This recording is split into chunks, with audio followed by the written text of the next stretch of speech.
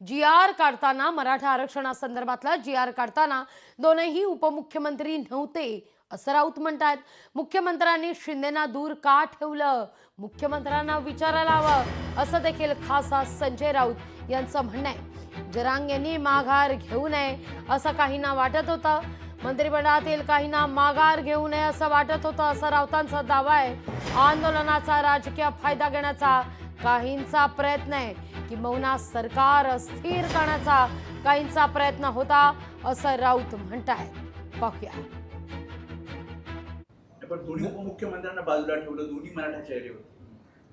हे फडणवीस साहेबांना विचारलं पाहिजे तुम्ही, त्यांची राजकीय स्ट्रॅटेजी काय होती, खास करून शिंदेना दूर ठेवणं. कारण इतके मोठे जे आंदोलक इथे आणले, त्यांच्या गाड्या घोड्या वगैरे व्यवस्था ज्या माध्यमातून झाला त्या त्यांचंच नाव येतं आहे. आणि त्यांचा मुख्य उद्देश हा आरक्षण देणे हा नव्हता, मिळवणं हा नव्हता, तर मुंबईमध्ये येऊन देवेंद्र फडणवीस यांच्यासमोर आव्हान उभं करणं हा होता. संघर्ष वाढवण्याचा प्रयत्न सरकारमधले काही घटक आजही करतायत. सरकारमधल्या काही घटकांची इच्छा होती की मनोज जरांगे पाटील यांनी माघार घेऊच नये आणि फडणवीस यांचं सरकार अडचणीत यावं. जरांगे पाटील यांचं आंदोलन हे मराठा समाजांच्या आरक्षणासंदर्भातल्या मागण्यांसाठी होतं आहे. पण त्या आंदोलनाचा काही लोक राजकीयदृष्ट्या जर गैरवापर करून राज्याचं सरकार अस्थिर करण्याचा प्रयत्न करीत होते.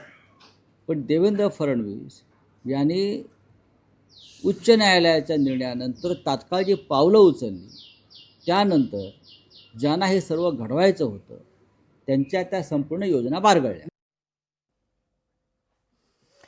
जी.आर. काढताना दोनही उपमुख्यमंत्री नव्हते, मुख्यमंत्र्यांनी शिंदेना दूर का ठेवलं हा सवाल खासदार संजय राऊत यांनी उपस्थित केला. इतकंच नाही तर मुख्यमंत्र्यांना शिंदेना दूर का ठेवलं असा सवाल करत असताना या संदर्भात मुख्यमंत्री फडणवीसांना विचारायला हवं हेही सांगायला या ठिकाणी खासदार संजय राऊत विसरलेले नाही आहेत.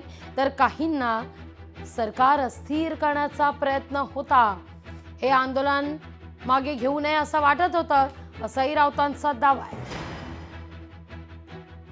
या सगळ्या संदर्भात भाजपचे प्रवक्ते नवनाथ बन यांनी प्रतिक्रिया दिली आहे, ऐकूया आपण. खरं तर महायुती अतिशय भक्कम आहे. अशा पद्धतीच्या काड्या टाकण्याचं काम किंवा काड्या लावण्याचं काम संजय राऊत यांनी करू नये. संजय राऊत यांनी महाविकास आघाडीमध्ये असताना काड्या टाकण्याचं काम केलं होतं आणि अजित पवारांना त्यामुळं बाहेर जावं लागलं. त्यामुळं अशा पद्धतीच्या काड्या टाकून महायुतीची बिघाडी होईल, महायुती कुठेतरी डळमळीत होईल असं जर का संजय राऊत यांना वाटत असेल तर संजय राऊत ते दिवा स्वप्न बघत आहेत. संजय राऊतांचं हे स्वप्न कधीच पूर्ण होणार नाही. महाविकास आघाडी ही तिघाडी होती, अशा पद्धतीची तिघाडी नाहीये. तर महायुती अतिशय भक्कम आहे.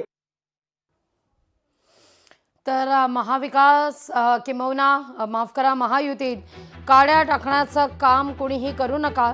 महाविकास आघाडीप्रमाणे महायुती नाही तर महायुती भक्कम आहे असं म्हणतात भाजपचे प्रवक्ते नवनाथ बन. असं स्पष्टीकरण नवनाथ बन यांनी दिलेलं आहे. या सगळ्या मुद्द्यावर खासदार संजय राऊत यांच्या वक्तव्यावर आता राजकीय वर्तुळातून प्रतिक्रिया उमटण्यास सुरुवात झालेली आहे. काही वेळापूर्वी आम्ही या सगळ्या संदर्भात मनीषा कायंदे यांच्याशी देखील संवाद साधलेला होता. त्यांनी देखील या सगळ्या मुद्द्यावर नाराजी व्यक्त केलेली आहे.